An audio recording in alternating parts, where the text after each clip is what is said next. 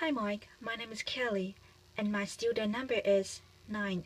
The topic is Dare to Disagree. Margaret Heffernan.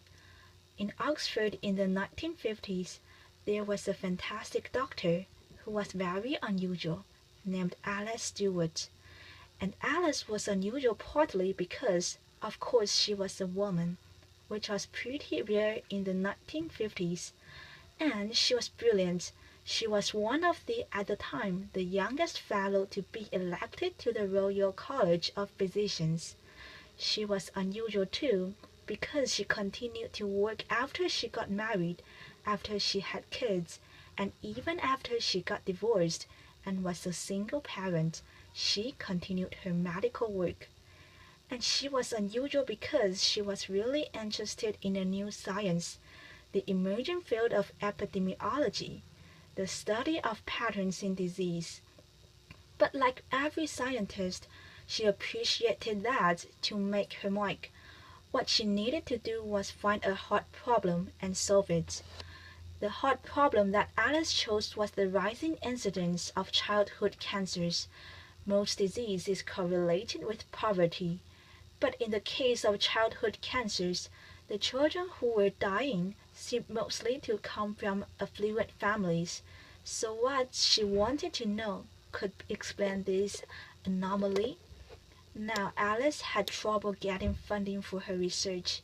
In the end, she got just £1,000 from the Lady Tata Memorial Prize, and that means she knew she only had one shot at collecting her data. Now she had no idea what to look for. This really was a needle in a haystack sort of research. So she asked everything she could think of. Had the children eaten boiled sweets? Had they consumed colored drinks? Did they eat fish and chips? Did they have indoor or outdoor plumbing? What time of life had they started school? And when her carbon-copied questionnaire started to come back, one thing and one thing only jumped out with the statistical clarity of a kind that most scientists can only dream of. By a rate of 2 to 1, the children who had died had had mothers who had been X-rayed when pregnant. Now that finding flew in the face of conventional wisdom.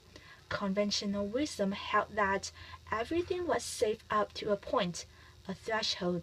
It flew in the face of conventional wisdom, which was huge enthusiasm for the cool new technology of that age, which was the X-ray machine, and it flew in the face of doctors' idea of themselves, which was a people who helped patients that didn't harm them. Nevertheless, Alice Stewart rushed to publish her preliminary findings in the Lancet in 1956. People got very excited. There was talk of the Nobel Prize, and Alice really was in a big hurry to try to study all the cases of childhood cancer she could find before they disappeared. In fact, she need not have hurried. It was fully 25 years before the British and American medical establishments abandoned the practice of X-raying pregnant women. The data was out there, it was open, it was freely available, but nobody wanted to know. A child a week was dying, but nothing changed. Openness alone can't drive change.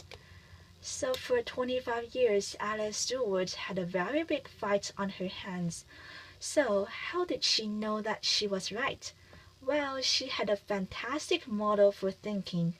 She worked with a statistician named George Neal, and George was pretty much everything that Alice wasn't. So Alice was very outgoing and sociable, and George was a recluse. Alice was very warm, very empathetic with her patients. George frankly preferred numbers to people. But he said this fantastic thing about their working relationship. He said, "My job is to prove Dr. Stewart wrong." He actively sought this confirmation.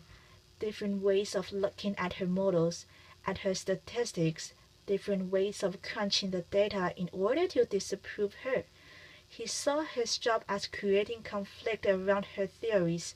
because it was only by not being able to prove that she was wrong that George could give Alice the confidence she needed to know that she was right. It's a fantastic model of collaboration, thinking partners who aren't echo chambers. I wonder how many of us have, or dare to have, such collaborators. Alice and George were very good at conflict. They saw it as thinking. So, what does that kind of constructive conflict require? Well, first of all, it requires that we find people who are very different from ourselves. That means we have to resist the neurobiological drive, which means that we really prefer people most likely ourselves. And it means we have to seek out people with different backgrounds, different disciplines, different ways of thinking, and different experience, and find ways to engage with them. That requires a lot of patience and a lot of energy. And the more I've thought about this, the more I think, really, that's a kind of love. Because you simply won't commit that kind of energy and time if you don't really care. And it also means that we have to be prepared to change our minds. Alice's daughter told me that every time Alice went head to head with a fellow scientist, they made her think and think and think again. My mother, she said, my mother didn't enjoy a fight, but she was really good at them.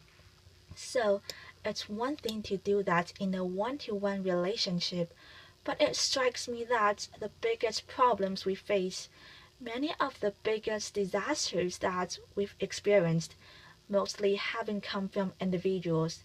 They've come from organizations, some of them bigger than countries, many of them capable of affecting hundreds, thousands, even millions of lives. So how do organizations think? Well, for the most part, they don't. And that isn't because they don't want to. It's really because they can't. And they can't because the people inside of them are too afraid of conflict. In surveys of European and American executives, fully 85% of them acknowledged that they had issues or concerns at work that they were afraid to raise, afraid of the conflict that would provoke, afraid to get embroiled in arguments that they did not want how to manage, and felt that they were bound to lose. 85% is a really big number. It means that organizations mostly can't do what George and Alice so triumphantly did. They can't think together, and it means that people like many of us who have run organizations and gone out of our way to try to find the very best people we can mostly fail to get the best out of them. So how do we develop the skills that we need? Because it does take skill and practice too. If we aren't going to be afraid of conflict, we have to see it as thinking, and then we have to get really good at it. So recently I worked with an executive named Joel, and Joel worked for a medical device company, and Joel was very worried about the device that he was working on. He thought that it was too complicated, and he thought that its complexity created margins of error that could really hurt people. He was afraid of doing damage to the patients he was trying to help. But when he looked around his organization, nobody else seemed to be at all worried. So he didn't really want to say anything. After all, maybe they knew something he didn't. Maybe he'd look stupid. But he kept worrying about it. And he worried about it so much that he got to the point where he thought the only thing he could do was leave a job he loved. In the end, Joe and I found a way for him to raise his concerns, and what happened then is what almost always happens in this situation. It turned out everybody had exactly the same questions and doubts. So now Joe had Alice.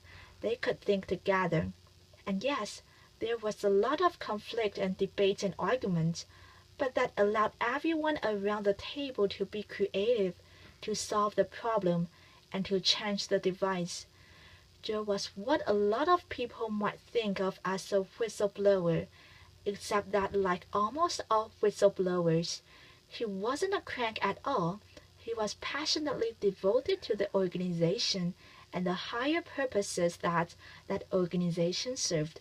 But he had been so afraid of conflict until finally he became more afraid of the silence. And when he dared to speak, he discovered much more inside himself and much more give in the system than he had ever imagined. And his colleagues don't think of him as a crank, they think of him as a leader. So how do we have these conversations more easily and more often? Well, the University of Delft requires that its PhD students have to submit 5 statements that they've prepared to defend. It doesn't really matter what the statements are about. What matters is that the candidates are willing and able to stand up to authority. I think it's a fantastic system, but I think leaving it to PhD candidates is far too few people and way too late in life. I think we need to be teaching these skills to kids and adults at every stage of their development if we want to have thinking organizations and a thinking society. The fact is that most of the biggest catastrophes that we've witnessed really come from information that is secret or hidden. It comes from information that is freely available and out there, but that we are willfully blind to because we can't handle, don't want to handle, the conflict that it provokes. But when we dare to break that silence, or when we dare to see, and when we create conflict, we enable ourselves and the people around us to do our very best thinking. Open information is fantastic. Open networks are essential.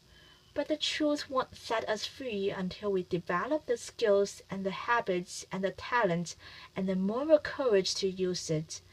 Openness is in the end. It's the beginning.